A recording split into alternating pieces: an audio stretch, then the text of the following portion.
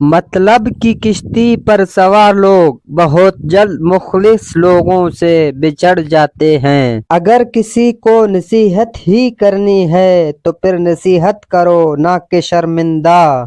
زندگی ایسے جیو کہ اگر لوگ آپ کے بارے میں برا بولے تو کوئی بھی ان پر یقین نہ کرے۔ دوسروں کے معاملات میں مداخلت نہ کریں اور نہ ہی کسی قسم کے لالچ میں آ کر ان کے راز ظاہر کریں۔ جو اپنے ہر قدم کے بارے میں بہت زیادہ سوچتا ہے وہ ہمیشہ ایک ٹانگ پر کھڑا رہتا ہے۔ سچا آدمی کبھی بھی آدھی رات کی دستک سے نہیں ڈرتا۔ عزت ہر کسی کے پاس برابر ہوتی ہے، کوئی اسے سنبھالنا جانتا ہے اور کوئی اسے ضائع کر بیٹھتا ہے۔ 100 بار انکار کرنا ایک چوٹی ہاں سے بہتر ہے۔